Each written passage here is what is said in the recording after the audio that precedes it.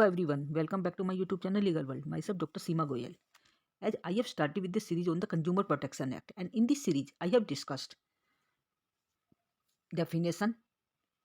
introduction, as well as consumer dispute redressal agencies. I have discussed everything about the consumer dispute redressal agencies in the previous video. Today I will discuss with the procedure on admission of the complaint by the district commission. What procedure should be followed? जैसे कि मैंने आपको district commission के बारे में बताया था कि जब भी कोई कंप्लेंट डिस्ट्रिक्ट कमीशन के सामने लाई जाती है तो वहां पर यदि वो कंप्लेंट उस डिस्ट्रिक्ट कमीशन के द्वारा एडमिट कर ली जाती है तो ऐसी स्थिति में उसके लिए क्या प्रोसीजर फॉलो किया जाएगा, that is dealt under the section 38 of the consumer protection act.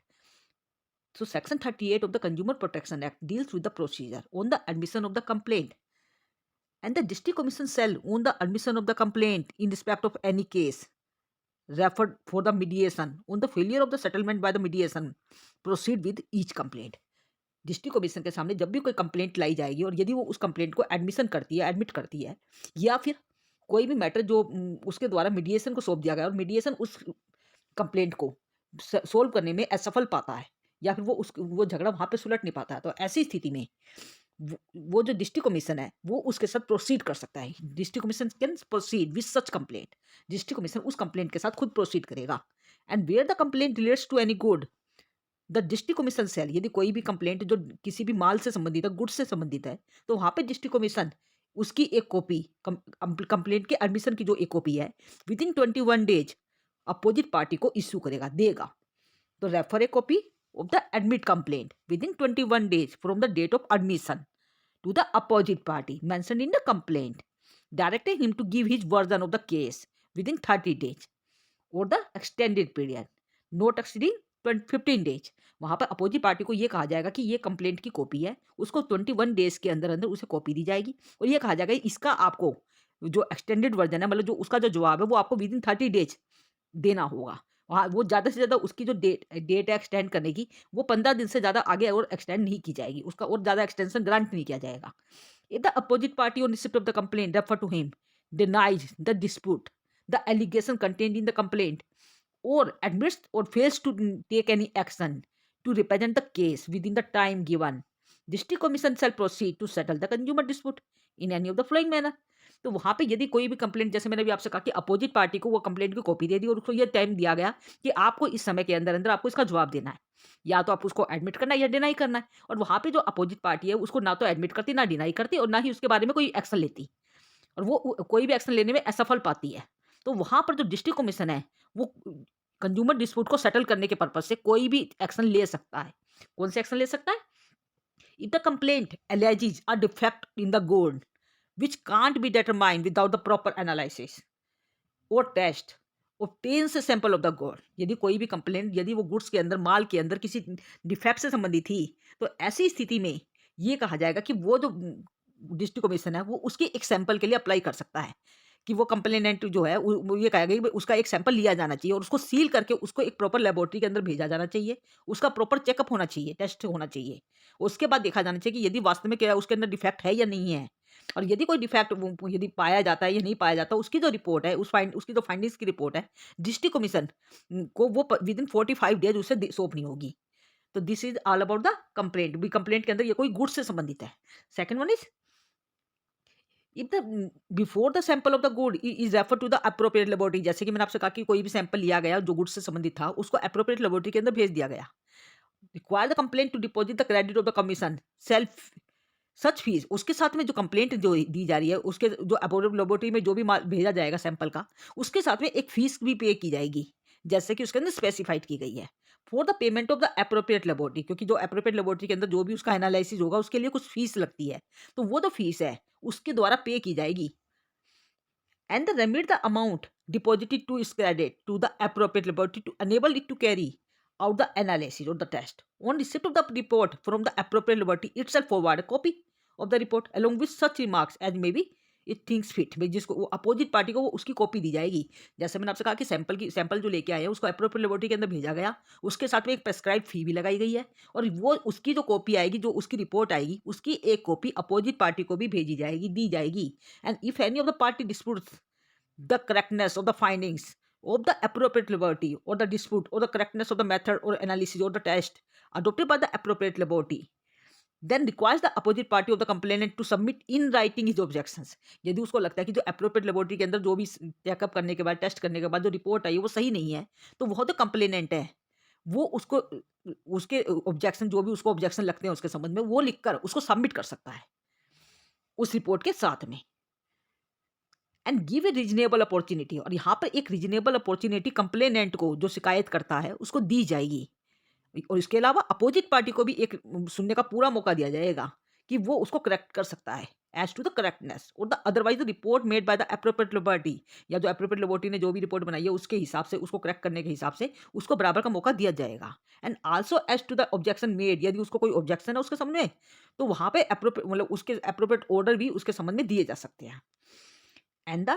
district commission shall, if the complaint admitted by it under section 36 relates to goods in respect of which procedure to be specified, जिसमें आपसे कहा कि यदि वो goods से संबंधित है और वहाँ पे वो प्रोसीजर फॉलो किया गया है, मतलब सैंपल लेके उसको टेस्ट वगैरह करवाया गया है अप्रोप्रिएट लेबोरेटरी के अंदर, और if the complainant relates to the service, यदि यहाँ तो मैंने बताया कि वहाँ पे सैंपल ले लिया यदि कोई गुड्स से संबंधित थी, परंतु यदि वही कंप्लेंट यदि किसी सर्विस से संबंधित हो, किसी सेवा से संबंधित हो, तो refer a copy of such complaint to the opposite party, उसकी भी कंप्लेंट की कॉपी अपोजिट पार्टी को दी जाएगी। And directing him to give the version of the case, और ये कहा जाएगा कि आपको इसका जवाब विद इन 30 डेज देना होगा। बस प्रोसीजर वही का वही है, जैसे 30 दिन के अंदर गुड्स वाला का दिया जा रहा था, इसी तरह से यहाँ पर सर्विस वाले के भी दिया जाएगा। तो 30 डेज का टाइम दिया जाएगा, जिसके लिए 15 डेज से ऊपर की एक्सटेंशन पीरियड नहीं होगा। And if the opposite party और रिसीप्ट ऑफ द कंप्लेंट, यदि अपोजिट पार्टी को जैसे वो कंप्लेंट रिसीप्ट होगी और वो उसके ऊपर एक्शन उसे लेना होगा एप्रोप्रिएट टाइम के अंदर, यदि वो एक्शन लेने में असफल रहता है और डिस्प्यूट को सेटल करने में असफल रहता है, तो वहां पर वो जो डिस्ट्रिक्ट कमीशन है वो उसके संबंध में भी वो अपने हिसाब से एक्शन ले सकता है। And on the basis of the evidence brought to its notice by the complainant and the opposite party, if the opposite party denies the dispute or allegation contained in the complaint, यहाँ पर कोई भी जो, तो वहाँ पे जो consumer को डिस्प्यूट को सेटल करने के हिसाब से वहाँ पे यदि कोई भी जो एविडेंस है यदि उसके नोटिस में आते हैं कंप्लेंट के द्वारा के या फिर अपोजिट पार्टी के, एंड द अपोजिट पार्टी, और वो ये कहती है कि भी मैं डिनाई करती हूँ, वो जो मेरे पे आपने जो भी क्लेम किया है वो मैं उसको डिनाई करती हूँ, तो उसके संबंध में मतलब उसी हिसाब से एक्शन लिया जाएगा। और इसके अलावा यदि कोई एक्स पार्टी है, मतलब वो पार्टी पेश नहीं होती, तो x party on the basis of the evidence, वो जो एविडेंस आए हैं उसके आधार पर एक्स पार्टी ऑर्डर भी पास किए जा सकते हैं by the complainant where the opposite party omits to fail, यदि जो अपोजिट पार्टी है वो जवाब नहीं देती टाइम के अंदर अंदर, तो वहां पर एक्स पार्टी ऑर्डर भी उस एविडेंस के आधार पर दिए जा सकते हैं डिस्ट्रिक्ट कमीशन के द्वारा। And the decide the complaint, या फिर वो अपने उस कंप्लेंट को मेरिट्स पर डिसाइड कर देगी। If the complainant fails to appear on the date of hearing, naturally कि जब कंप्लेनेंट ही जो डेट ऑफ हियरिंग पे पेश नहीं होता जिसने शिकायत की है, तो वहां पर उस कंप्लेंट को डिसाइड कर लिया जाएगा on the merits. And for the purpose of subsection 2 and clause 3, district commission may by order require the electronic service provider to provide the information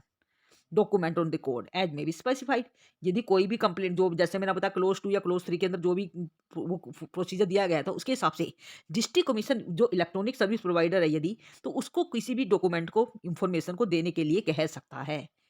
और इसके अलावा no proceeding complying with the procedure laid down in subsection clause 1-2 shall be called in question. इस तरह की जो proceeding जो close 1 या close 2 के अंदर जो भी की गई है उसके संबंध में कोई भी क्वेश्चन अराइज मतलब नहीं मतलब किया जा सकता, कॉल नहीं किया जा सकता किसी भी कोर्ट के अंदर। और इस ग्राउंड पर on the ground that the principle of natural justice have not be complied with, इस आधार पे कि वहाँ पे नेचुरल जस्टिस का जो प्रिंसिपल है वो प्राकृतिक जो न्याय का जो प्रिंसिपल है उसको नहीं अपनाया गया, वहाँ पे आप इस तरह का क्वेश्चन नहीं रेज कर सकते। And every complaint shall B hard, और वहाँ पे जो कोई भी जो कंप्लेंट है वो डिस्ट्रिक्ट कमीशन के द्वारा एफिडेविट के आधार पर डॉक्यूमेंट्री एविडेंस के आधार पर रिकॉर्ड की जाएगी, उसको सुना जाएगा, provided that where an application is made for hearing और फॉर द जहाँ पे कोई एप्लीकेशन है हियरिंग के लिए या फिर एग्जामिनेशन ऑफ द पार्टीज के लिए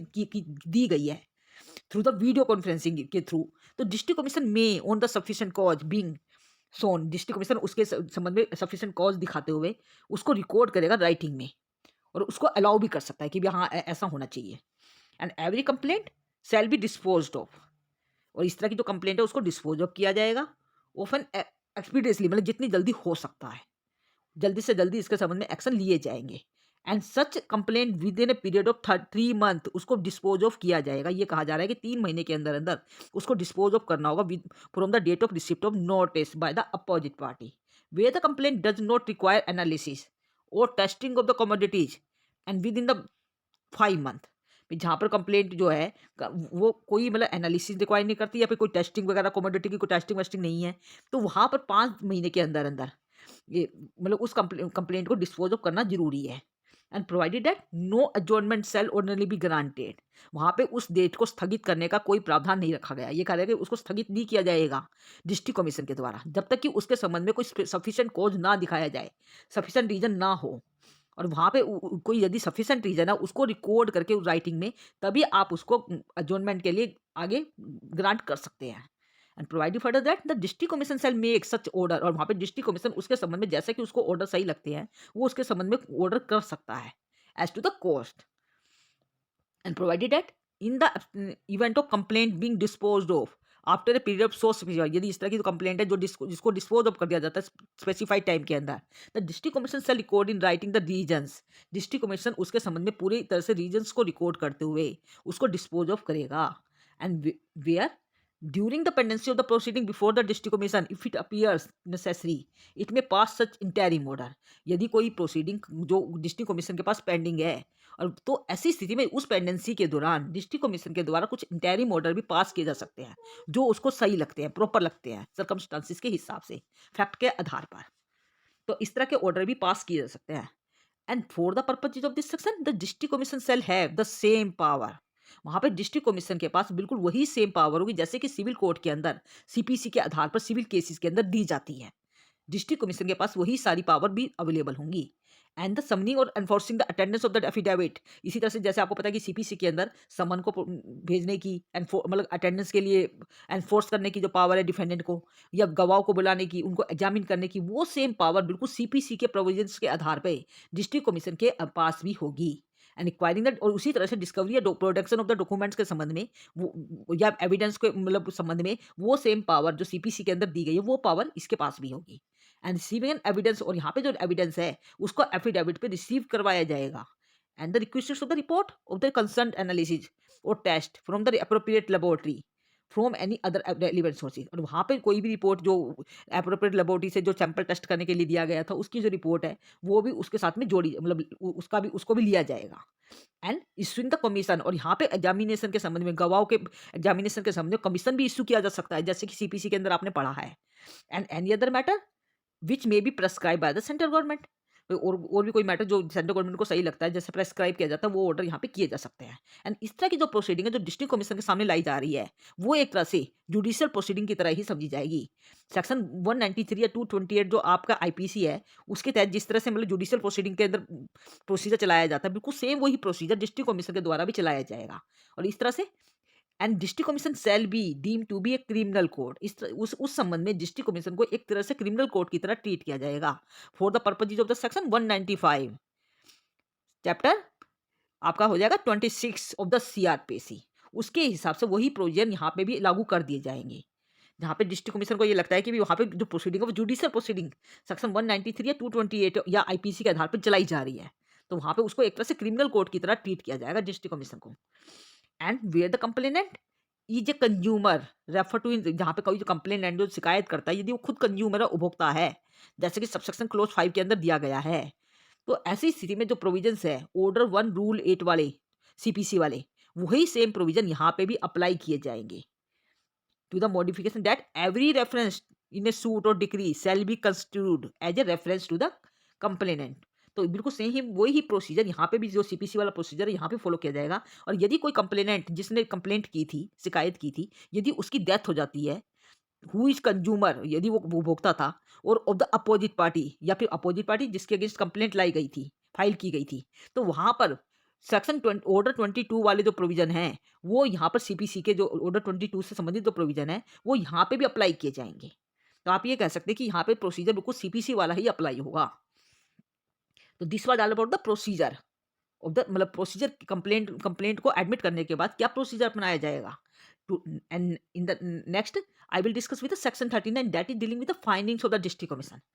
अब यहाँ पे प्रोसीजर तो फॉलो कर लिया गया। अब इसके द्वारा क्या फाइंडिंग पाई जाएगी, किस तरह की फाइंडिंग रिकॉर्ड की जाएंगी, इसके संबंध में सेक्शन 39 डील करता है। And where the district commission is satisfied that the goods complaint against suffer from any defect, यदि डिस्ट्रिक्ट कमीशन को सब कुछ करने के पश्चात, लेबोरेटरी में टेस्टिंग वेस्टिंग करने के पश्चात ये लगता है कि वो जो गुड्स जिसके संबंध में कंप्लेंट की गई थी वो वास्तव में डिफेक्टिव है, उसके अंदर डिफेक्ट पाया गया है, जैसे कि कंप्लेंट के अंदर रेफर किया गया था,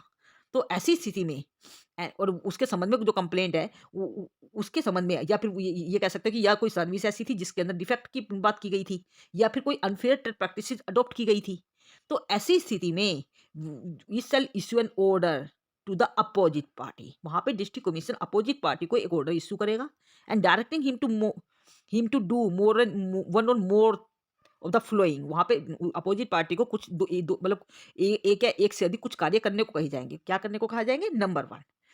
to remove the defect pointed out by the appropriate laboratory. वो जो गुड्स जो माल था जिसके अंदर डैश डिफेक्ट पाया गया है, ये कहा जाएगा कि आपको इस डिफेक्ट को रिमूव करना होगा, आपको इसको तुरंत हट खत्म करना होगा।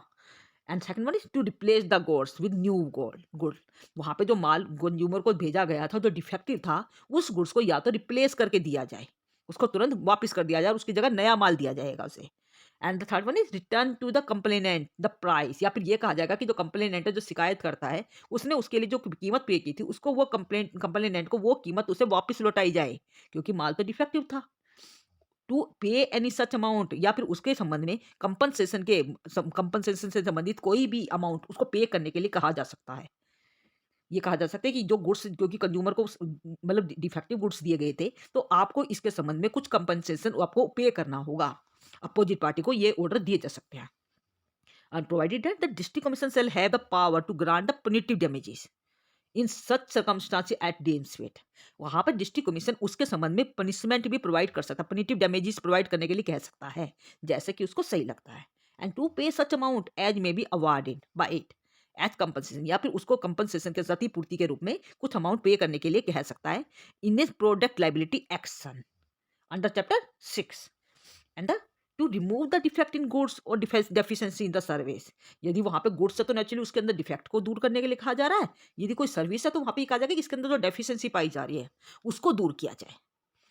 And to discontinue the unfair trade practice, यदि वहां पे अनफेयर ट्रेड प्रैक्टिस पाई गई थी और उसके संबंध में शिकायत की गई थी या रेस्ट्रिक्टिव ट्रेड प्रैक्टिस को अडॉप्ट किया गया था, तो वहां पे ये कहा जाएगा कि अब ये वापस रिपीट नहीं होनी चाहिए, no to repeat the same. ये ऑर्डर दिए जाएंगे कि ये इस तरह की प्रैक्टिस को दोबारा अडॉप्ट ना किया जाए, उसको इस तुरंत हटा दिया जाए। And not to offer the hazardous और अनसेफ गुड, यदि वो जो गुड्स दिए गए तो वो हजार्डस थे या अनसेफ थे, वो ये कहा जाएगा कि इस तरह के गुड्स को दोबारा ऑफर ना किया जाए। And to withdraw the hazardous goods from being offered for sale, और ये कहा जाए कि इस तरह के जो गुड्स हैं जो हजार्डस किस्म के हैं, आपको उसको अब दोबारा सेल के लिए ऑफर कभी नहीं करना है।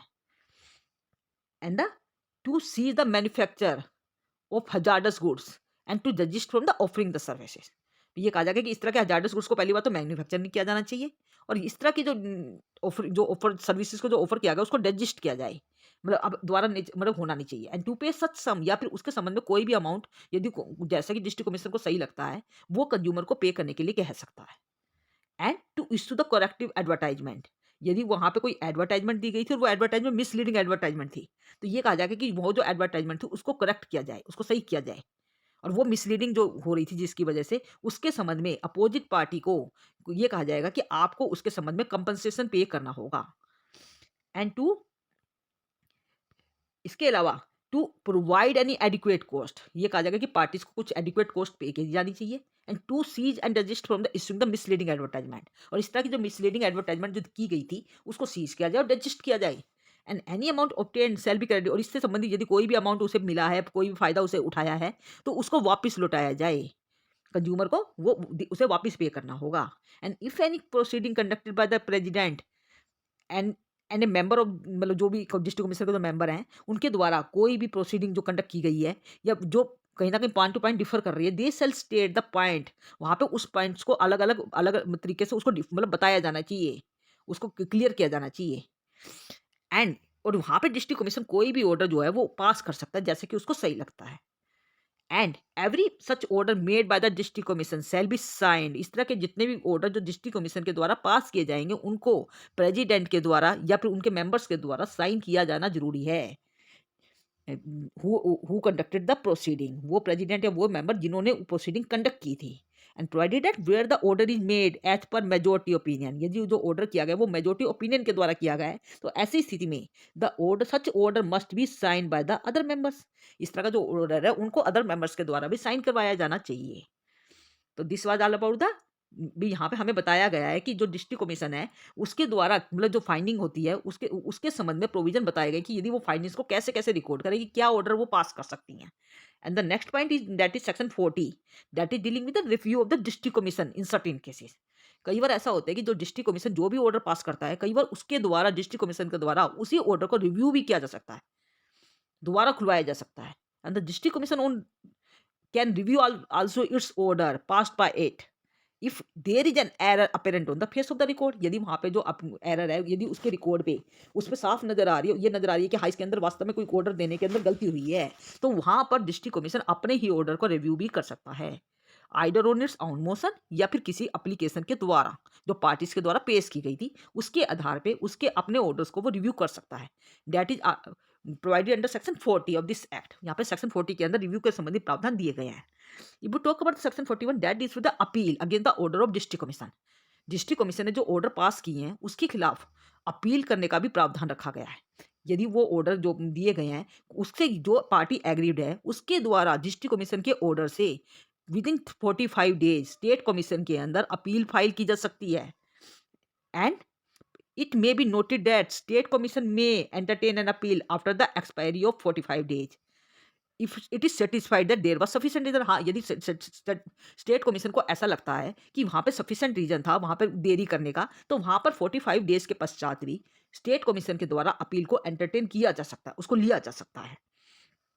And there are certain restrictions on appeal unless the person fulfils the following condition. यहाँ पे जो अपील जो फाइल की जाएगी डिस्ट्रिक्ट कमीशन के ऑर्डर से, उसको फाइल करने के संबंध में कुछ रेस्ट्रिक्शन भी लगाई गई है, यदि ये कंडीशन फुलफिल हो जाए। कौन सी कंडीशन फुलफिल हो जाए? Number 1, no appeal by a person who is required to pay any amount in terms of order of the district commission shall be entertained by the state commission unless the appellant had deposited the 50% of the amount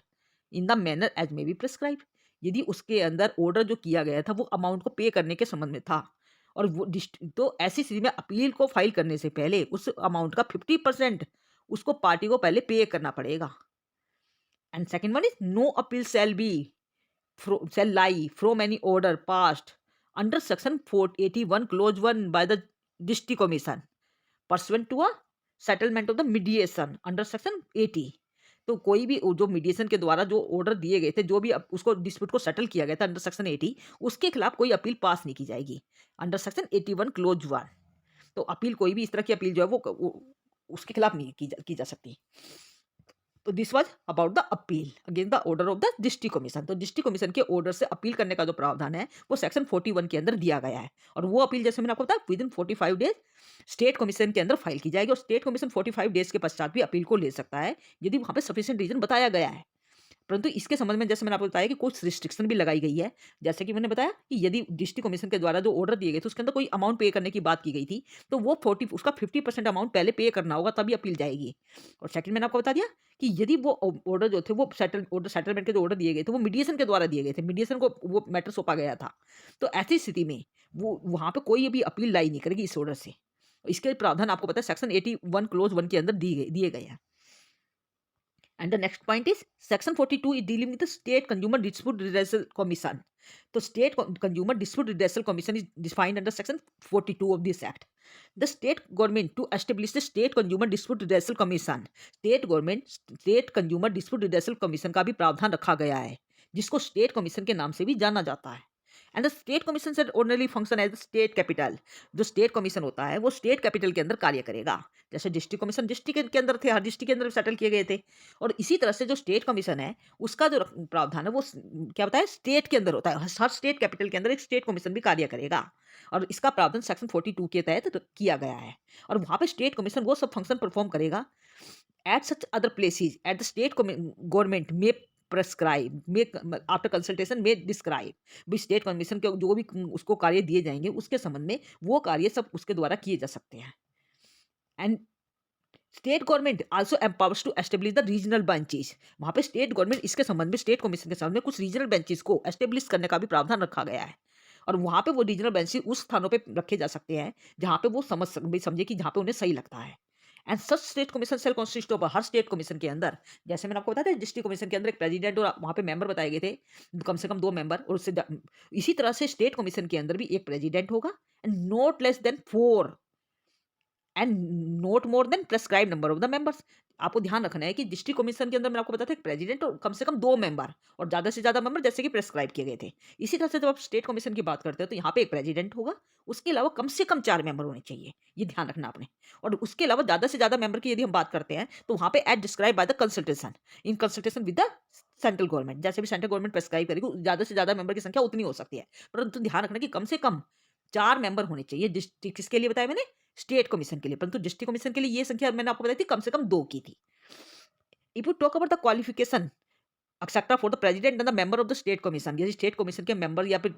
president के qualification की हम बात करते हैं तो central government may prescribe by notification make rules to provide the qualification for the appointment method of recruitment procedure for appointment term of office. तो central government notification के द्वारा ये जारी कर सकती है कि जो स्टेट कमीशन होगा उसके प्रेसिडेंट या मेंबर्स के लिए क्या क्वालिफिकेशन होनी चाहिए, कैसे उनका प्रोसीजर अपनाया जाएगा, उनका टर्म ऑफ ऑफिस क्या होगा, उनका रेजिग्नेशन कैसे प्रोसीजर अपनाया जाएगा, उनको कैसे हटाया जा सकता है प्रेसिडेंट वगैरह को। इसके संबंध में सारे प्रावधान सेंट्रल गवर्नमेंट के द्वारा उसके द्वारा दिए जा सकते हैं। If you talk about the jurisdiction of the state commission के जुरिडिक्शन की हम बात करते हैं तो यहाँ पर सेक्शन 47 के अंदर इसके जुरिडिक्शन का भी प्रावधान रखा गया है, इसके क्षेत्राधिकार के बारे में बताया गया है। If you talk about the jurisdiction of the state commission shall have the jurisdiction to entertain complaints where the value of the goods और services paid as consideration exceed 1 crore. जैसे कि मैंने आपको बताया था डिस्ट्रिक्ट कमीशन के पास 1 करोड़ तक की पावर थी, और 1 करोड़ से ऊपर का जैसे भी मुकदमा होता है उसके संबंध में स्टेट कमीशन को जुरिडिक्शन दिया गया है, क्षेत्राधिकार दिया गया है, but does not exceed 10 crore. तो ध्यान रखना आपने कि 1 करोड़ तक का जो जुरिडिक्शन है वो तो है डिस्ट्रिक्ट कमीशन के पास, और 1 करोड़ से 10 करोड़ तक का जो जुरिडिक्शन है that is given to the state commission. And provided that where the central government deems it necessary to do so, it may also prescribe such value as it deems fit. Central government यहाँ यदि चाहे तो वो इसके संबंध में और भी प्रावधान बना सकती है जैसा उसको सही लगे। And the complaint against the unfair contracts, यहाँ पे स्टेट कमीशन किसी भी कंप्लेंट जो अनफेयर कॉन्ट्रैक्ट से संबंधित हो, वैल्यू ऑफ गुड्स से संबंधित हो, या सर्विसेज पेड से संबंधित हो, कंसिडरेशन के संबंध में जिसकी वैल्यू 1 करोड़ से 10 करोड़ के बीच में है, वो सब स्टेट कमीशन के द्वारा ली जाएंगी। और इसके संबंध में अपील का भी प्रावधान रखा गया है। जैसे मैंने आपसे बताया था कि डिस्ट्रिक्ट कमीशन के जो ऑर्डर होंगे उनसे जो अपील है वो स्टेट कमीशन के अंदर फाइल की जाएगी और विद इन 45 डेज उसको फाइल करना होगा। तो appeals against the order of the district commission shall B entertained by the state commission and to call for the recourse and pass appropriate orders in any of the consumer dispute which is pending before it। यदि कोई order जो district commission के पास pending है तो उसको वो उसके record को मंगवा भी सकती है और उसको मतलब पास भी कर सकती है, उसके संबंध में ऑर्डर भी पास कर सकती है। ये पावर स्टेट कमीशन को दी गई है। And the jurisdiction powers and authority of the state commission may be exercised by the benches thereof, and a bench may constitute by the president and with one or more members of the president। यहाँ पे जो jurisdiction power या जो authority है state commission की वो भी benches के द्वारा एक्सरसाइज की जाएगी, जहाँ पे बेंच के अंदर कम से कम आप ये कहेंगे कि एक तो प्रेसिडेंट को कम से कम एक मेंबर जरूरी है। वाइल मतलब जब भी कोई प्रोसीडिंग इसके द्वारा चलाई जाएगी तो वहां पर ये कहा जाएगा कि कम से कम बेंच के अंदर एक प्रेसिडेंट होना चाहिए, कम से कम एक मेंबर अवश्य होना चाहिए who shall preside over the bench and where the members of the bench differ in opinion। जहाँ पे बेंचेस के पास जो मेंबर हैं उनके जो ओपिनियन है यदि वो आपस में कहीं ना कहीं डिफर करते हैं तो these points shall be decided according to the opinion of the majority। Naturally कि वहाँ पे मेजोरिटी के आधार पे उनका डिसीजन दिया जाएगा। If there is a majority but if the members are equally divided, यदि मेजोरिटी होने के पश्चात वहाँ पे जो मेंबर है वो इक्वली मतलब डिवाइड हो रहे हैं तो दे शैल स्टेट द पॉइंट्स और points on which they differ. वहाँ पे वो पॉइंट्स सब डिस्कस किए जाएंगे जिनके ऊपर वो डिफर हो रहे हैं, फिर जहाँ पे वो आपस में क्लैश कर रहे हैं वो सब पॉइंट रिकॉर्ड की जाएंगे। And it shall be decided according to the opinion of the majority और द मेंबर्स। कोशिश की जाए कि मेजोरिटी के आधार पर उसको डिसाइड किया जाए। And including those who first heard it, the president or the other members as the case may be shall give opinion on the point or points so referred within a period of 1 month from the date of such reference. हाँ, 1 महीने के अंदर-अंदर उन्हें अपना point opinion या जो भी point होगा उसका देना होगा प्रेज़िडेंट को भी और मेंबर को भी। उसके बीच में उन्हें देना पड़ेगा। A complaint shall be constituted in a state commission within the limit of जो हूज़ जुरिडिक्शन। यहाँ पे जो कंप्लेंट है स्टेट कमीशन के अंदर इंस्टीट्यूट की जाएगी। कहाँ पर? With in the limit of whose jurisdiction the opposite party of each opposite party. जहाँ पर अपोजिट पार्टी या तो डिसाइड करती है या फिर जब एक से ज़्यादा अपोजिट पार्टी है नेचुरली कि उनमें से कम एक तो वहाँ पे डिसाइड करनी ज़रूरी है। या फिर जहाँ पे कंप्लेंट को इंस्टीट्यूट किया जा रहा है। और या फिर जो वो अपने बिज़नेस को कैरी कर रहे हैं या उनकी जो ब्रांच ऑफिस है कहीं पे वहाँ पे एस्टेब्लिश किया हो रहा है उन पार्टीज़ के बारे में। And any of the opposite party यदि या फिर मैंने क्या बताया कंप्लेंट रहता है या फिर अपोजिट पार्टी या जहाँ पे एक से ज़्यादा अपोजिट पार्टी है तो वहाँ पर वो पार्टी जो है वो उस जगह पर सूट को इंस्टीट्यूट कर सकती है। या फिर वो अपना बिजनेस फॉर गेन कर रहे हैं उनमें से कोई भी पार्टी। या फिर जहाँ पे काज ऑफ एक्शन अराइज होता है वहाँ पे भी कंप्लेंट को इंस्टीट्यूट किया जा सकता है। काज ऑफ एक्शन या फिर पूरी तरह से अराइज हो या फिर उसका कोई पार्ट यदि किसी जगह पे अराइज हो रहा है तो वहाँ पे भी कंप्लेंट को इंस्टीट्यूट किया जा सकता है। एंड द कंप्लेनेंट रिसाइड्स और पर्सनली वर्क फॉर गेन। जहाँ पर यदि कंप्लेनेंट जो शिकायत करता है चाहे तो डिसाइड करता हो या फिर वो वर्क फॉर गेन करता हो जिस जगह पर वहाँ पे भी कंप्लेंट को इंस्टीट्यूट किया जा सकता है। This was all about the jurisdiction, territorial jurisdiction as well as the pecuniary jurisdiction. Territorial के संबंध में मैंने आपको बताया कि जहाँ पे कंप्लेनेंट डिसाइड करता हो या वर्क फॉर गेन करता हो या अपोजिट पार्टी एक से ज़्यादा अपोजिट पार्टी है तो नेचुरली कि उनमें से कोई भी डिसाइड करती हो या वर्क फॉर गेन करती हो। इसी तरह से मैंने बताया कंप्लेंट वहीं पे फाइल की जा सकती है जहाँ पे कोई भी पार्टी जो है डिसाइड कर रही है नेचुरली कि वहाँ पे या फिर एक से ज़्यादा पार्टी है तो वो डिसाइड कर रहे हैं तो वहाँ पे कंप्लेंट को इंस्टीट्यूट किया जा सकता है। तो this was all about the jurisdiction. और यहाँ पे मैंने बताया कि पेक्यूनियरी के संबंध में बताया कि 1 करोड़ से 10 करोड़ तक के जो मैटर है वो स्टेट कमीशन के द्वारा लिए जाएंगे। If we talk about the procedure applicable to the state commission, procedure की बात करते हैं तो यहाँ पे सेक्शन 49 जो है इसके अंदर स्टेट कमीशन के संबंध में जो प्रोसीजर फॉलो किया जाएगा उसके संबंध में प्रावधान दिए गए हैं। And provisions relating to the complaint shall with the modification may be necessary be applicable on the disposal of the complaint by the state commission। Naturally कोई भी कंप्लेंट जो स्टेट कमीशन के पास दी गई है उसके संबंध में वो यहाँ पे प्रोसीजर सेक्शन 49 के तहत जो दिया गया है उसको अपनाया जाएगा। And the state commission may also declare any terms of the contract which is unfair. कोई भी टर्म यदि उसको ये लगता है कि अनफेयर है कॉन्ट्रैक्ट के संबंध में जो सही नहीं है तो जो कंज्यूमर के लिए कहीं ना कहीं गलत है तो वो उसको नल एंड वाइड भी डिक्लेयर कर सकता है। और यहाँ पे स्टेट कमीशन जो भी ऑर्डर दिए जाएंगे उसको भी रिव्यू करने का भी प्रावधान रखा गया है कुछ केसेस के अंदर। तो यहाँ पे सेक्शन 50 जो है वो स्टेट कमीशन को पावर देता है कि वो अपने ही ऑर्डर को रिव्यू भी कर सकती है जहाँ पे जो एरर है वो that is apparent on the face of the record. वहाँ पे जो अब रिकॉर्ड के फेस पर यदि वो मिस्टेक एरर कहीं नजर आ रही है तो ऐसी स्थिति में उसके द्वारा स्टेट कमीशन के द्वारा उसके अपने ही ऑर्डर को रिव्यू भी किया जा सकता है। और यहाँ पे ये इसके संबंध में जो स्टेट कमीशन जो भी ऑर्डर देगी उसके लिए भी अपील का भी प्रावधान है। और यहाँ पे जो स्टेट कमीशन है उससे जो अपील है सेक्शन 51 के तहत नेशनल कमीशन के अंदर फाइल की जाएगी, नेशनल कमीशन के अंदर जाएगी। तो any person agree by the order of the state commission may prefer the appeal against the order to the national commission. वहाँ पे नेशनल कमीशन के अंदर विद इन 30 डेज अपील करने का प्रावधान रखा गया है। जैसे मैंने आपको बताया था डिस्ट्रिक्ट कमीशन का जो ऑर्डर होगा उससे अपील स्टेट कमीशन के अंदर विद इन 45 डेज फाइल करने का प्रावधान था। जबकि स्टेट कमीशन का जो ऑर्डर आएगा उससे appeal within 30 days national commission के अंदर रखने का प्रावधान है, परंतु 30 डेज के बाद भी लिया जा सकता है यदि वहाँ पे कोई सफिशिएंट रीजन उसे नजर आते हैं तो ये प्रावधान मैंने बताया अपील के संबंध में रखे गए हैं। और यहाँ पे जो अपील है मैंने आपको बताया कि अपील को करने से पहले कुछ उसको रेस्ट्रिक्शन भी लगाई जा सकती है। यहाँ पे कुछ उसके संबंध में प्रावधान रखे गए हैं। जैसे मैंने आपको वहाँ पे बताया था कि यदि वहाँ पे कोई मतलब उसको अमाउंट जमा करने के लिए कहा गया था तो कोई कॉस्ट लगाई गई थी तो उसका 50% उसको पहले पे करना होगा तो उसके बाद ही अपील प्रेफर की जाएगी, अपील को लिया जाएगा। And save as otherwise expressly provided under this act by any law for the time being in force, an appeal shall lie to the national commission from any order passed in the appeal of the state commission if the national commission is satisfied that case involves a substantial question of law। जहाँ पे state commission के द्वारा मतलब जो भी order दिए गए यदि नेशनल कमीशन को ऐसा लगता है कि यहाँ पे ये सब्सटेंशियल क्वेश्चन ऑफ लॉ कहीं ना कहीं रखती है तो ऐसी स्थिति में ही नेशनल कमीशन के अंदर अपील फाइल होगी, अदरवाइज नहीं होगी। And in an appeal involving a question of law, memorandum of appeal shall prescribe the state the substantial question of law involve in the appeal. Naturally कि वहाँ पे memorandum of appeal जो है उसके अंदर वो सब्सटेंशियल क्वेश्चन ऑफ लॉ जो वो कहीं ना कहीं इंक्लूड की हुई थी उसको वहाँ पे डिस्क्राइब किया जाएगा, बताया जाएगा कि जिसकी वजह से ये इसको अपील फाइल की जानी चाहिए। And where the national commission is satisfied the substantial question of law is involve in therein. यदि नेशनल कमीशन को ऐसा लगता है कि यहाँ पे वास्तव में सब्सटेंशियल क्वेश्चन ऑफ लॉ था जिसको डिसाइड करने की जरूरत थी तो वो उस अपील को ले सकता है।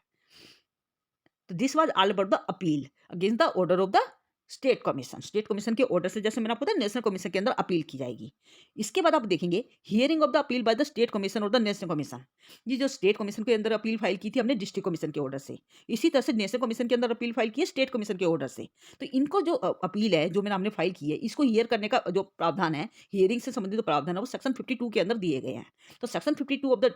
Consumer protection act deals with the procedure relating to the hearing of the appeal by the state commission और द नेशनल कमीशन। तो इसके संबंध में प्रावधान इसमें दिए गए हैं। तो an appeal file before the state commission और the national commission shall be heard as expeditiously as possible. उसके लिए जल्दी से जल्दी इन अपीलों का निपटारा करना होगा जितना जल्दी हो सके। And shall endeavour shall made a dispose of the appeal within 90 days. यहाँ पे 90 दिन के अंदर अंदर अपील फाइल करने के विद इन 90 डेज इस अपील को तुरंत ही मतलब खत्म डिस्पोज ऑफ करना जरूरी है from the date of admission of the appeal. And adjournment shall not ordinary be granted by the state commission और the national commission. State commission या नेशनल कमीशन के द्वारा एडजॉर्नमेंट जल्दी से ग्रांट नहीं किया जाएगा। हाँ, यदि उसको सफिशिएंट रीजन लगते हैं तब वो ऑर्डर, एडजॉर्नमेंट का जो ऑर्डर है वो दिया जा सकता है, एडजॉर्नमेंट दिया जा सकता है। अदरवाइज एडजॉर्नमेंट का ऑर्डर नहीं पास किया जाएगा। And in an event an appeal being dispose of after the period so specified. यदि अपील को डिस्पोज ऑफ करने में 90 डेज से ज़्यादा लग जाते हैं, तो ऐसी स्थिति में जो स्टेट कमीशन या जो नेशनल कमीशन है, उसके संबंध में जो रीजन थे देरी करने के, उन रीजन्स को रिकॉर्ड करेंगे राइटिंग के अंदर। उसके अंदर वो रीजन बताए जाएंगे कि भी हाँ क्यों देरी हुई है। And if we talk about the section 53 that deals with the national consumer dispute redressal commission. यहाँ पे अब जो सेक्शन 53 है वो डील करता है national consumer dispute redressal commission के बारे में। The central government may also establish the National Consumer Dispute Redressal Commission to be known as National Commission। इसको नेशनल कमीशन के नाम से भी जाना जाता है। और जो नेशनल कमीशन है said ordinarily function at the national capital region. जैसे मैंने बताया था, state commission state capital region के अंदर कार्य कर रहा था, डिस्ट्रिक्ट कमीशन डिस्ट्रिक्ट के अंदर कार्य कर रहा था। इसी तरह से नेशनल कमीशन जो है वो नेशनल कैपिटल रीजन के अंदर कार्य करेगा। And shall perform such functions at such places at the central government may prescribe. जैसा कि सेंट्रल गवर्नमेंट प्रेस्क्राइब करती है, वहाँ पर वो अपने फंक्शन अपने उसी हिसाब से परफॉर्म कर सकता है। और सेल नोटिफाइड, जैसे कि ऑफिशियल गैजेट के अंदर प्रेस्क्राइब किया जाएगा। इसके संबंध में जो भी प्रावधान दिए जाएंगे। If we talk about the composition of the national commission, यदि हम कंपोजिशन की बात करते हैं नेशनल कमीशन के, इसके अंदर भी बिल्कुल सेम वही स्टेट कमीशन वाले कंपोजिशन है। यहाँ पे भी एक president and not less than 4 and more than जितने मेंबर प्रेस्क्राइब किए जा रहे उतने मेंबर यहाँ पे अपॉइंट किए जा सकते हैं। तो ये आपको ध्यान रखना है कि डिस्ट्रिक्ट कमीशन के अंदर एक प्रेसिडेंट और कम से कम 2 मेंबर थे। If we talk about the state commission या नेशनल कमीशन, यहाँ पे एक प्रेसिडेंट और कम से कम 4 मेंबर और ज़्यादा से ज़्यादा जैसे प्रेस्क्राइब किए जाए। If we talk about the qualification of the president as well as the member of the national commission, यदि हम क्वालिफिकेशन की बात करते हैं प्रेसिडेंट या नेशनल कमीशन के मेंबर्स के, तो यहाँ पे सेंट्रल गवर्नमेंट जैसे कि नोटिफिकेशन के अंदर प्रेस्क्राइब करता है इसकी क्वालिफिकेशन के संबंध में, अपॉइंटमेंट के संबंध में, टर्म ऑफ ऑफिस के संबंध में, या सैलरीज या अलाउंसेस के संबंध में, रेजिग्नेशन के संबंध में, रिमूवल या अदर टर्म्स के संबंध में, जो भी वो नोटिफिकेशन जारी करेगा वही सेम कंडीशन यहाँ पे अप्लाई की जाएंगी। And president and members of the national commission shall hold office for a term of as specified in the rules made by the central government। जैसे कि सेंट्रल गवर्नमेंट जो भी रूल बनाएगी उसके हिसाब से इनका टर्म ऑफ ऑफिस यहाँ पे डिस्क्राइब किया जाएगा। उतने ही समय के लिए वो अपना ऑफिस को होल्ड करेंगे।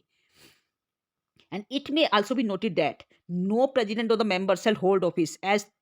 सच after he has attain such an age. और वहाँ पे जो भी एज सेंट्रल गवर्नमेंट के द्वारा प्रेस्क्राइब की जा रही है, बताई जा रही है, उस एज के बाद वो अपने ऑफिस को होल्ड नहीं करेंगे।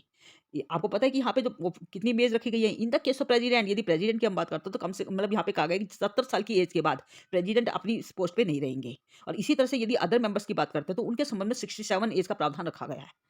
If we talk about the jurisdiction of the national commission, jurisdiction यदि हम बात करते हैं नेशनल कमीशन की, that is described under section 58। Section 58 के अंदर नेशनल कमीशन के jurisdiction की बात की गई है। और यदि हम jurisdiction की बात करते हैं तो it can entertain any complaint where the value of the goods, जैसे मैंने आपको बताया था यहाँ पे डिस्ट्रिक्ट कमीशन का जो वो थे jurisdiction रखा गया था वो 1 करोड़ तक का था। स्टेट कमीशन का jurisdiction 1 करोड़ से 10 करोड़ तक, और 10 करोड़ से ऊपर के जितने भी मुकदमे होते हैं उसका jurisdiction नेशनल कमीशन के पास दिया गया है। And the complaint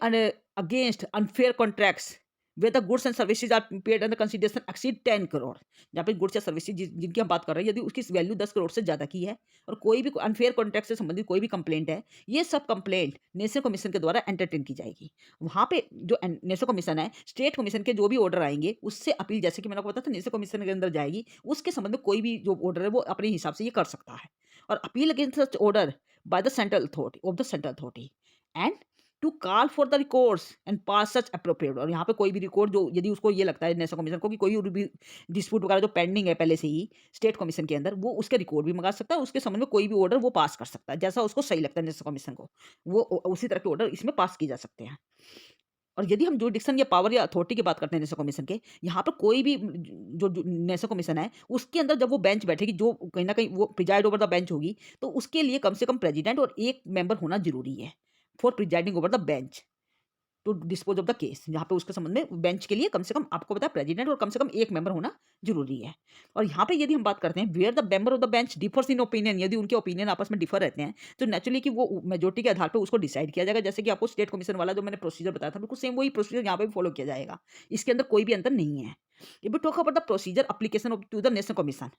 कि प्रोसीजर एप्लीकेशन का क्या प्रावधान रखा गया नेशनल कमीशन के, इसके संबंध में सेक्शन 59 के अंदर प्रावधान दिए गए हैं। And the provision relating to the complaint under section 35, 36, 37, 38 and 39 shall with such modification as may be considered necessary be applicable to the dispose of complaints by the national commission। यहाँ पे section 35, 36, 37, 38 और 39 के अंदर जो भी complaint की गई थी उसको मॉडिफिकेशन करके यदि उन्हें सही लगता है तो इस तरह की जो एप्लीकेशन है उसको डिस्पोज ऑफ करने के लिए नेशनल कमीशन के अंदर भी कंप्लेंट फाइल की जा सकती है। And the national commission may also declare any term of the contract which is unfair to be null and void. यदि नेशनल कमीशन को ऐसा लगता है कि कोई भी कंप्लेंट जो उसके अंदर फाइल की गई है नेशनल कमीशन के अंदर, वो नल एंड वाइड उसको डिक्लेयर कर सकता है यदि वो अनफेयर पाई जाती है। If we talk about the review of the orders by the National Commission, also National Commission is also having the power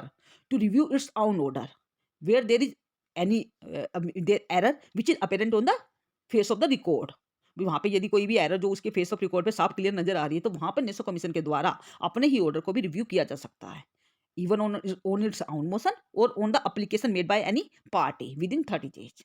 this provisions are given under section 60। ये section 60 के अंदर इसके प्रावधान दिए गए हैं। इसके अलावा यदि आप देखेंगे तो power to set aside the ex party orders की पावर दी गई है कि where the order is pass by the national commission ex party, यदि नेशनल कमीशन के द्वारा कोई एक्स पार्टी ऑर्डर पास किए गए हैं तो ऐसी स्थिति में जो एग्री पार्टी है उसके संबंध में एप्लीकेशन दे सकती है और उस ऑर्डर को सेट असाइड इसके द्वारा किया जा सकता है।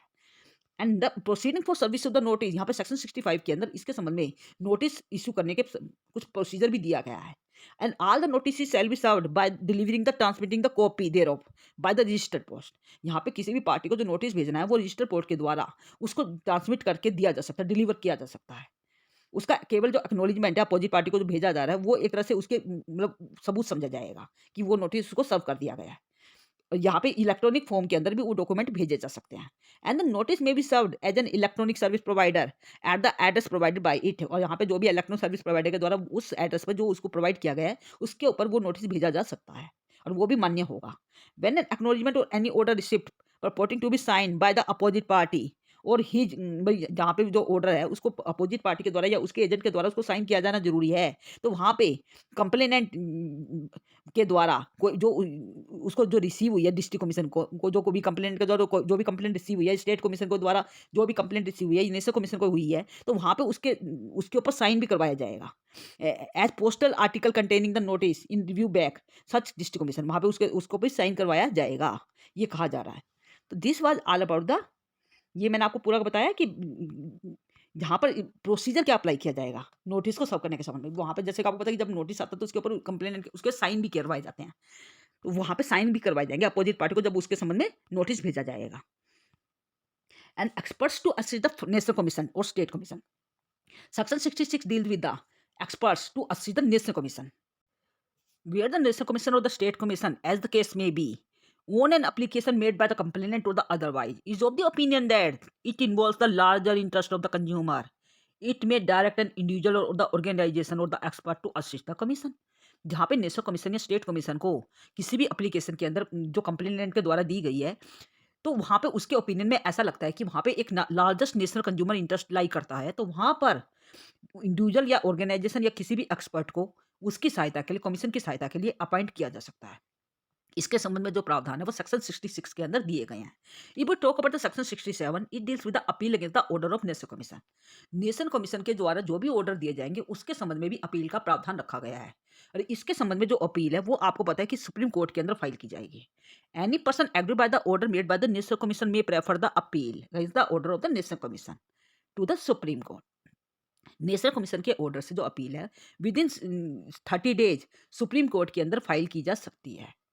Provided that the supreme court may entertain the appeal after the expiry of, और आपको पता है कि जो अपील है वो 30 डेज के बाद भी ली जा सकती है यदि वहाँ पे उसके संबंध में सफिशिएंट रीजन पाए जाते हैं। And provided for that no appeals by person who is required to pay any amount in terms of order, यदि कोई अमाउंट के वगैरह पे करना था उसको, नेशनल कमीशन ने कोई ऑर्डर ऐसा पास किया था जिसके अंदर अमाउंट पे करने की बात थी, तो वहाँ पे कम से कम 50% अमाउंट उसको पहले से ही पे करना पड़ेगा पार्टी को, तभी वो अपील मानी जाएगी। ये प्रावधान आपने देखा कि सबके अंदर रखा गया है। If we talk about the finality of the orders, यदि हम order की finality की बात करते हैं तो section 68 says that every order of the commission shall, if no appeal has been preferred against such order, be final। यदि उसके order से कोई अपील मतलब नहीं फाइल की गई तो नेचुरली कि वो जो order है उसका जो order है वो फाइनल समझा जाएगा। इसके संबंध में लिमिटेशन पीरियड की यदि हम बात करते हैं, that is dealt under section 69। Section 69 deals with the limitation period. The district commission, the state commission और the national commission shall not admit a complaint unless it is filed within 2 years from the date of cause of action has arisen। आपको पता है कि consumer dispute के अंदर जो भी dispute arise होता है उसके डिस्प्यूट अराइज होने के 2 साल के अंदर अंदर आपको कंप्लेंट फाइल करनी होती है। ये एक लिमिटेशन पीरियड रखा गया है, चाहे वो आप स्टेट कमीशन के अंदर करें या नेशनल कमीशन के अंदर करें या फिर डिस्ट्रिक्ट कमीशन के अंदर करें। एक कंप्लेंट में भी एंटरटेन आफ्टर 2 ईयर, हाँ 2 साल के अंदर भी बाद भी कंप्लेंट ली जा सकती है यदि कंप्लेनेंट ये सेटिस्फाई करे कि वहां पे सफिशिएंट रीजन इसके बिहाइंड था। And a complaint shall not be entertained unless commission record the reason for conducting such delay। जब यदि कोई रीजन आप उसको नहीं मिलता नेचुरली तो वहां पे कोई कंप्लेंट 2 साल के बाद नहीं ली जाएगी। If you talk about the section 71, that deals with the enforcement of the orders of the district commission, state commission और the national commission। State commission, national commission या डिस्ट्रिक्ट कमीशन के द्वारा जो भी ऑर्डर पास करे जाते हैं उनको एनफोर्समेंट कराने का भी प्रावधान रखा गया है। इसके संबंध में सेक्शन 71 के अंदर प्रावधान दिए गए हैं। Every order made by the district commission, state commission or the national commission shall be enforced by it in the same manner as the decree passed by the court of civil court। जैसे कि आपने देखा कि civil court के द्वारा जो भी order pass किए जाते हैं उनको एनफोर्समेंट कराई जाती है उसके ऑर्डर की। सिमिलरली सेक्शन ऑर्डर 21 के अंदर उसी तरह से आप डिस्ट्रिक्ट कमीशन के जो ऑर्डर हैं या स्टेट कमीशन या नेशनल कमीशन के जो ऑर्डर है उसको भी एनफोर्स करवाया जा सकता है। वही सेम प्रोविजन जो ऑर्डर 21 वाले जो सीपीसी के प्रोविजन है वो यहाँ पे भी अप्लाई होंगे। If we talk about the section 72, that is dealing with the penalty for the non-compliance of the order। यदि डिस्ट्रिक्ट कमीशन, स्टेट कमीशन या नेशनल कमीशन के द्वारा जो भी ऑर्डर पास किए जाते हैं यदि उनका नॉन कंप्लायंस होता है, यदि उनको कंप्लाई नहीं किया जाता, उनको नहीं माना जाता, तो ऐसी स्थिति में पेनल्टी का भी प्रावधान रखा गया है। Whoever fails to comply with the order made by district commission, state commission or the national commission, he shall be punishable with the imprisonment for a term which shall not be less than 1 month, but which may extend up to 3 years, or with fine and which shall not be less than 25,000 but with the action which may extend to 1 lakh rupees और both। यदि कोई order जो district commission, national commission या state commission के द्वारा पास किया गया यदि उसका नॉन कंप्लायंस होता है, यदि उसको नहीं कंप्लाई किया जाता, तो ऐसी स्थिति में वहां पे पनिशमेंट का जो प्रावधान रखा गया कम से कम आप कहेंगे कि 1 महीने की सजा और ज्यादा से ज्यादा 3 साल की सजा का प्रावधान रखा गया है। यदि फाइन की बात करते हैं तो फाइन के संबंध में 25,000 कम से कम और 1 लाख रुपए तक का जो फाइन है इम्पोज किया जा सकता है या दोनों के द्वारा भी पनिश कराया जा सकता है। Notwithstanding anything contained in CRPSE, district commission, the state commission and the national commission, as the case may be, shall have power of a judicial magistrate of first class for the trial of offences as on conferment of the such power, or the district commission, state commission or the national commission, as the case may be, shall be deemed to be the, वहां पे उनको समझा जाएगा JMFC for the purpose of the CRPC, judicial magistrate of the first class। तो इस तरह के जो ऑर्डर है, जैसे मैंने भी आपसे कहा कि इसके संबंध में जो डिस्ट्रिक्ट कमीशन, नेशनल कमीशन या जो स्टेट कमीशन है वो उनके पास बिल्कुल सेम वही पावर होती है जैसे कि judicial magistrate of the first class के पास पावर होती है सीआरपीसी के तहत, वही सेम पावर इनके पास भी रहती है और आप उनको उनको अब कंप्लायंस करवा सकते हो उन ऑर्डर्स को। And same as otherwise provided the above offences shall be tried summarily by the district commission, state commission और द नेशनल कमीशन। इनको समरली भी इसको एक्सरसाइज मतलब करवाया जा सकता है, इसको कंप्लाई भी करवाया सकता है। And the appeal against the order passed under section 72, यहाँ पे जो ऑर्डर जो भी सेक्शन 72 के अंदर पास किए जाते हैं उनके अगेंस्ट अपील का भी प्रावधान रखा गया सेक्शन 73 के अंदर। Not standing anything contain in CrPC where an order is passed under section 72, यहाँ पे सेक्शन 72 के अंदर जो भी ऑर्डर पास किए जाएंगे उनसे एक appeal, an appeal shall lie both on facts and on law,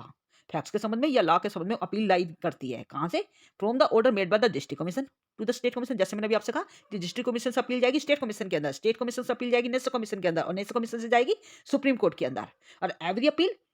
shall be preferred, और ये जो अपील है जैसे मैंने अभी आपसे कहा कि डिस्ट्रिक्ट कमीशन से स्टेट कमीशन के अंदर जाएगी और स्टेट कमीशन से नेशनल कमीशन के अंदर, यहाँ पे जो जितनी भी अपील प्रेफर की जाएगी within 30 days from the date of order of the district commission, district commission के ऑर्डर से 30 दिन के अंदर अंदर नेशनल कमीशन के अंदर अपील प्रेफर की जा सकती है। इसके अलावा it may be noted that state commission और द नेशनल कमीशन और the supreme court as the case may be entertain an appeal after the expiry. हाँ, वहाँ पे जैसे मैंने बताया 30 दिन का यहाँ पे प्रावधान रखा गया, 30 दिन के अंदर उस ऑर्डर से अपील आगे जाएगी, परंतु 30 दिन के बाद भी उसको एंटरटेन किया जा सकता है यदि सफिशिएंट रीजन वहाँ पे मिलते हैं।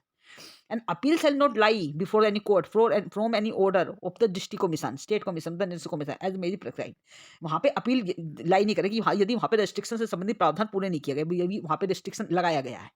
नेचुरली कि वहाँ पे अपील को प्रेफर करने के लिए उस रिस्ट्रिक्शन वाले जो पॉइंट्स है, जैसे मैंने आपसे कहा था कि पेनल्टी इंपोज की जा रही है तो उसका 50% उसको पे करना पड़ेगा पहले से ही, तो वो सारी चीज प्रावधान इसको यहाँ पे ध्यान में रखने होंगे। तो appeal can not lie before the court from any order of the district commission, state commission और द नेशनल कमीशन। यदि वहाँ पे पीरियड जो वो 30 दिन से ऊपर का चला जाता है और वहाँ पे सफिशिएंट रीजन नहीं है, तब भी वहाँ पे अपील नहीं जाएगी। If we talk about the mediation, that is dealing with the section 74 deals with the establishment of the consumer mediation cell। Section 74 के अंदर कंज्यूमर मीडिएशन सेल को एस्टेब्लिश करने का भी प्रावधान रखा गया है। State commission can establish consumer mediation cell to be attached to each of the district commission and the state commission of that state. किसी भी स्टेट गवर्नमेंट के द्वारा कंज्यूमर मीडिएशन सेल को भी एस्टेब्लिश करने का प्रावधान है, जो कहीं ना कहीं डिस्ट्रिक्ट कमीशन के साथ अटैच होगा या फिर स्टेट के साथ हर स्टेट के स्टेट कमीशन के साथ अटैच होगा। For the central government also empowers to establish the consumer mediation. इसी तरह से एक कंज्यूमर मीडिएशन को रखने का भी प्रावधान है। कंज्यूमर मीडिएशन सेल भी एस्टेब्लिश किया जाएगा जिसका अटैचमेंट होगा नेशनल कमीशन के साथ। And each of the regional benches a consumer mediation cell consist of persons. और जो भी कंज्यूमर मीडिएशन सेल अपॉइंट किया जाएगा उसके अंदर कौन कौन पर्सन हो सकते हैं। Every consumer mediation cell maintain a list of empanelment mediators, a list of cases handled by the cell, record of the proceedings. जो भी कंज्यूमर मीडिएशन सेल अपॉइंट किया जाएगा उसके अंदर जैसे भी मेंबर प्रेस्क्राइब किए जा रहे हैं वो मेंबर इसमें अपॉइंट किए जाएंगे, और ये जो कंज्यूमर मीडिएशन सेल होगा ये मेंटेन करेगा एक लिस्ट जो एम्पेनलमेंट मीडिएशन होगा, लिस्ट उसकी जो लिस्ट होगी वो ली जाएगी, जो केसेस जो इस सेल के द्वारा हैंडल किए जाएंगे उनकी लिस्ट उसके पास होनी चाहिए, उसकी जो रिकॉर्ड है प्रोसीडिंग्स की वो भी इसके पास होनी चाहिए, एंड एनी अदर इंफॉर्मेशन जैसे भी प्रेस्क्राइब किया गया रेगुलेशन के द्वारा वो सब इंफॉर्मेशन इसके पास होनी चाहिए। And every consumer mediation cell submit a quarterly report of, इसकी जो क्वार्टरली रिपोर्ट है इस कंज्यूमर मीडिएशन सेल की वो डिस्ट्रिक्ट कमीशन को सौंपी जाएगी, स्टेट कमीशन को सौंपी जाएगी या नेशनल कमीशन को सौंपी जाएगी जिसके साथ वो अटैच हो रहा है पार्टिकुलरली। इसके संबंध में जो सेक्शन 75 वो बताता है इम्पेनलमेंट ऑफ द मीडिएशन के बारे में। इम्पेनलमेंट ऑफ मीडिएशन का मतलब क्या है। For the purpose of mediation national commission और द स्टेट कमीशन या फिर डिस्ट्रिक्ट कमीशन जैसा कि जो भी हो shall prepare a panel of the mediators. यहाँ पे जो मीडिएटर्स हैं उनका एक पैनल तैयार किया जाएगा to be maintained by the consumer mediation, जो भी कंज्यूमर मीडिएशन के द्वारा मेंटेन किया जाएगा जो इसके साथ अटैच होगा। On the recommendation of the selection committee, यहाँ पे जो इसको पैनल को जो तैयार होगा इसके लिए सिलेक्शन कमेटी की रिकमेंडेशन ली जाएगी। जो जो सिलेक्शन कमेटी वो क्या कंस्टिट्यूट करेगी, प्रेसिडेंट और उसके मेंबर ऑफ द कमीशन। इसके अंदर सिलेक्शन कमेटी है जो इस पैनल को सिलेक्ट करेगी, इसके अंदर प्रेसिडेंट और जो मेंबर होंगे कमीशन के वो इस पैनल के अंदर शामिल होंगे, इस सिलेक्शन कमेटी के अंदर शामिल होंगे। And the qualification and the experience as required by the impanelment of the mediators, the procedure for the मतलब इसके संबंध में जो क्वालिफिकेशन है इसका प्रोसीजर है किस तरह से इसकी मतलब इसको ट्रेनिंग दी जाएगी इम्पैनलमेंट मीडिएटर्स को, या फिर मतलब जो ये सब क्या फी पेएबल होगी, क्या टर्म्स और कंडीशन रहेगी, इनके संबंध में जो प्रावधान है जैसे भी सेंट्रल गवर्नमेंट प्रेस्क्राइब करेगी वो प्रावधान इसके अंदर रखे जा सकते हैं। रेगुलेशन के द्वारा जो भी प्रावधान बताए जाएंगे वो प्रावधान इसके अंदर डिस्क्राइब किए जा सकते हैं। And the panel of mediator shall be valid for a period of 5 years। ये तो पैनल ऑफ मीडिएटर्स तैयार किया जाएगा इसका जो प्रावधान है वो 5 साल के लिए रखा गया है। And the empanelment mediator shall be eligible to be considered for re empanelment के लिए भी इनको मतलब एलिजिबल माना जा रहा है, दूसरे टर्म के लिए इनको द्वारा अपॉइंट किया जा सकता है जैसे कि रेगुलेशन में स्पेसिफाइड किया जाता है। And nomination of the mediators from panel that is dealt under section 76। Section 76 says that the district commission, state commission, or the national commission shall, while nominating any person from the panel of the mediator, जैसे कि section 75 के अंदर panel of mediator तैयार किया जा रहा है, यदि उन मेंबर्स का जो चयन किया जाएगा, नॉमिनेट किया जाएगा, तो उनमें से ये कहा जा रहा है कि सेक्शन 75 में जो भी ये पैनल तैयार करेंगे consider the suitability for resolving the consumer dispute involve, वो सबके सब सुटेबल होने चाहिए जो इस मैटर को मतलब सोल्व कर सके, कंज्यूमर जो डिस्प्यूट था उसको सोल्व करने के लिए वो एलिजिबल होने चाहिए, सुटेबल होने चाहिए, उन्हीं को यहाँ पे लिया जाएगा। If we talk about the duty of mediator to disclose certain facts, यहाँ पे जो मीडिएटर अपॉइंट किए जाएंगे उनकी कुछ ड्यूटी होंगी, उनके कुछ कर्तव्य होंगे जो कुछ फैक्ट्स को डिस्क्लोज करने से संबंधित, वो सेक्शन 77 के अंदर बताए गए हैं। इस it shall be duty of the members of the mediator to disclose, क्या डिस्क्लोज करने की ड्यूटी होगी? एनी पर्सनल, प्रोफेशनल या financial interest in the outcome of the consumer dispute, जो भी कंज्यूमर डिस्प्यूट का जो आउटकम होगा उससे संबंधित कोई भी पर्सनल, प्रोफेशनल या फाइनेंशियल जो भी इंटरेस्ट होगा वो उन्हें डिक्लेयर करना होगा, डिस्क्लोज करना होगा। या जो सर्कमस्टांसेस विच में give rise to justiciable doubt, जहाँ पे कोई जस्टिफिकेबल डाउट नजर आ रहा है तो उन सर्कमस्टांसेस को भी उन्हें डिस्क्लोज करना होगा, बताना होगा, जो कहीं ना कहीं इंडिपेंडेंस या इम्पार्सियल, मतलब क्या बोलते हैं, जो इम्पार्सिबिलिटी या इंडिपेंडेंस से संबंधित कोई डाउट क्रिएट कर रही है, तो वो सर्कमस्टांसेस को उन्हें पहले डिस्क्लोज करना होगा। और इसके अलावा जो कुछ अदर फैक्ट्स हैं जैसे कि रेगुलेशन के अंदर बताए गए हैं, वो फैक्ट्स भी इसे डिस्क्लोज करने होंगे। ये सारी ड्यूटीज बताई गई है मीडिएटर्स की। If we talk about the replacement of the mediator in certain cases, कई बार मीडिएटर्स को रिप्लेस भी करना पड़ जाता है, तो सेक्शन 78 के अंदर इसके प्रावधान दिए गए हैं। सेक्शन 78 से the whether the district commission, state commission of the national commission as the may be it's satisfied on the information furnished by the mediator or on the information received from any other person, या तो mediator के द्वारा information दी जाएगी या किसी other person के द्वारा, जो कंप्लेंट के अंदर पार्टी है वो भी इसके अंदर इंक्लूड है, तो वहां पर मीडिएटर को रिप्लेस भी किया जा सकता है उनके कहने पर। And the procedure for the mediation is prescribed under section 79, procedure जो मीडिएशन से संबंधित वो सेक्शन 79 के अंदर दिया गया है। And the mediation shall be held in the consumer mediation cell attach to the district commission, जो मीडिएशन है कंज्यूमर मीडिएशन सेल जो होगा वो डिस्ट्रिक्ट कमीशन के साथ अटैच होगा या फिर स्टेट कमीशन के साथ या नेशनल कमीशन के साथ अटैच होगा, जैसे कि इसको प्रेस्क्राइब किया गया है। And where consumer dispute is referred to the mediation by the district commission, state commission or the national commission, as the case may be, the mediator nominate by such commission, जिस भी commission के द्वारा उसको attach किया जा रहा है, जिसके द्वारा इसको प्रेस्क्राइब किया जा रहा है, नॉमिनेट किया जा रहा है, तो shall have regard to the rights and obligation of the parties,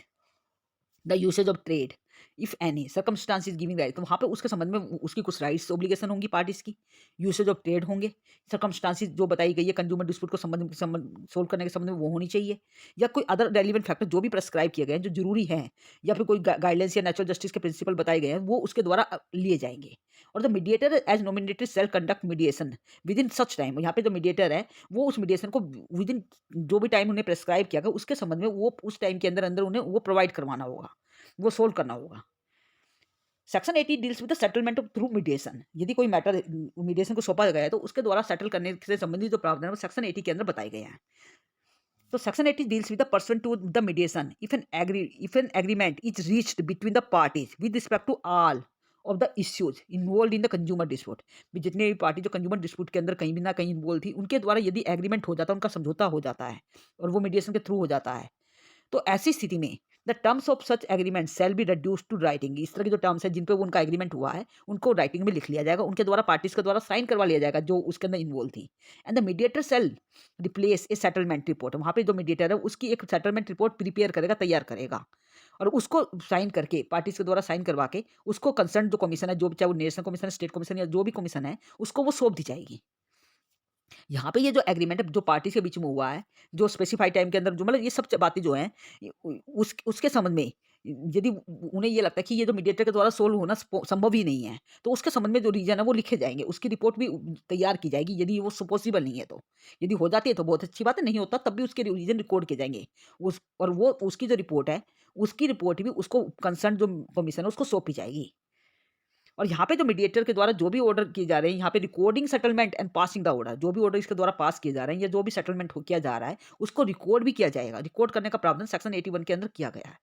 district commission, state commission या नेशनल कमीशन के द्वारा जो भी मीडिएटर फाइल के जो भी मतलब ऑर्डर पास किए जाएंगे उसके 7 दिन के अंदर अंदर जो सेटलमेंट की जो रिपोर्ट है जो भी मतलब उसको रिकॉर्ड करने का भी प्रावधान रखा गया है। रिपोर्ट पास सच और जो भी ऑर्डर वो पास करेगी तो वहाँ पे उसके संबंध में रिकॉर्डिंग का प्रावधान रखा गया है। And where the consumer dispute is settle only in part, यदि जो कंज्यूमर डिस्प्यूट सेटल हुआ वो पूरी तरह से नहीं हो पाया, उसका कुछ पार्ट ही सोल्व हो पाया है, तो वहाँ पे जो डिस्ट्रिक्ट कमीशन, स्टेट कमीशन, जो नेशनल कमीशन है वो उसके संबंध में सेटलमेंट से संबंधित जो इश्यू है उसको वो भी रिकॉर्ड करे जाएंगे कि कौन सा इश्यू सेटल हुआ है, उसके संबंध में भी यहाँ पे रिकॉर्ड करने पड़ेंगे reason. The way the consumer dispute could not be settle, जहाँ पे मीडिएशन के द्वारा उन्हें लगता है कि ये सोल्व नहीं हो सकता तो वहाँ पे भी डिस्ट्रिक्ट कमीशन, नेशनल कमीशन या स्टेट कमीशन के द्वारा जो भी होगा उससे संबंधित shall continue to hear all the issues, जो भी उसके संबंध में कंज्यूमर डिस्प्यूट से संबंधित जो भी इश्यू थे वो उसको भी रिकॉर्ड किए जाएंगे कि क्यों सोल्व नहीं हो पाया। If you talk about the section 82 deals with the product liability. यहाँ पे सेक्शन 82 जो है वो प्रोडक्ट लाइबिलिटी से संबंधित है। Product liability means according to section 82 chapter 6 apply to every claim for compensation under product liability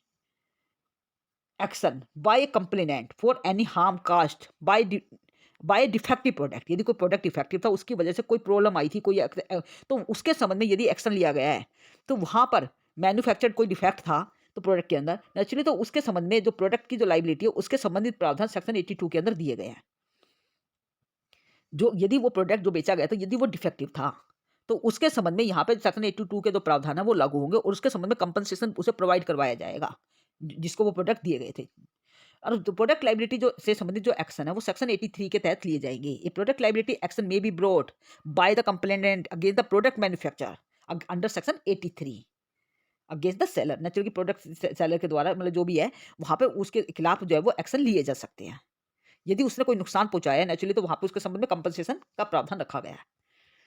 and the liability of the product manufacture क्या होगी, इसके संबंध में सेक्शन 82 डील करता है। 84 is saying that a product manufacture shell be liable in a product liability. कोई भी section जो प्रोडक्ट मैन्युफैक्चरर है वो उस प्रोडक्ट लाइबिलिटी के लिए कहीं ना कहीं लायबल होगा। कब लायबल होगा? इफ द प्रोडक्ट कंटेन ये जो प्रोडक्ट जो मैन्युफैक्चरिंग प्रोडक्ट था, यदि वो उसके अंदर कोई डिफेक्ट पाया गया, वो गलत था, वो डिफेक्ट था, वो डिफेक्टिव था, या फिर प्रोडक्ट डिफेक्टिव डिजाइन, उस प्रोडक्ट जो डिफेक्टिव था उसका डिजाइन भी डिफेक्टिव था, या फिर वो there is deviation from manufacturing specification, वहाँ पे कहीं ना कहीं डेविएशन हुई है मैन्युफैक्चरिंग स्पेसिफिकेशन के अंदर, या फिर product does not conform to the express warranty, जो भी वारंटी उसके संबंध में दी गई थी यदि वो उस पर अनुकूल नहीं बैठ रहा है, उसके हिसाब से नहीं है, या फिर जो प्रोडक्ट है वो एडिक्वेट इंस्ट्रक्शन लेने के बावजूद करेक्ट यूज से मतलब वो उस हार्म को रोकने से कहीं ना कहीं असफल पाता है, तो वहाँ पर उसको मतलब ये कहा गया था कि आप इस प्रोडक्ट को ठीक कीजिए, प्रॉपर कीजिए, और वो ऐसा नहीं कर पाते, तो नेचुरली कि वहाँ पे भी उसके खिलाफ एक्शन नहीं होगा। और the product manufacturer shall be liable in a product liability action even if it proves that he was not negligent prudent. मतलब यदि वहाँ पे ये कहा जाता है कि यदि उसने कोई नेग्लिजेंस बरती थी या कोई वो फ्रॉडलेंट तरीके से उसने अपने प्रोडक्ट को कहीं ना कहीं वारंटी प्रोवाइड कराई थी, तो वहाँ पे भी उसके खिलाफ एक्शन लिया जाएगा, तो वहाँ पे भी वो प्रोडक्ट लायबिलिटी एक्शन के अंदर कहीं ना कहीं लायबल होगा। And the if you talk about the section 85 that deals with the liability of the product service provider, तो प्रोडक्ट सर्विस प्रोवाइडर उसकी लाइबिलिटी से संबंधित प्रावधान सेक्शन 85 के अंदर दिए गए हैं। And section 85 says that a product service provider shall be liable, वो कब लाइबल होगा? If the service provider by him was faultily imperfect और डेफिशिएंट। नहीं, क्योंकि जब यदि सर्विस की बात करते हैं वो डेफिशिएंट होनी चाहिए, प्रोडक्ट की बात करते हैं वो डिफेक्टिव होना चाहिए। तो यदि जो सर्विस प्रोवाइड की गई यदि वो डिफेक्टिव किस्म की थी,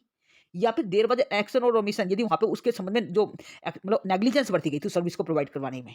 या फिर जो सर्विस प्रोवाइडर था did not cause adequate instruction, उसे जो एडिक्वेट इंस्ट्रक्शन या वार्निंग जो होती है उसको रोकने के लिए वो प्रॉपर नहीं ली थी,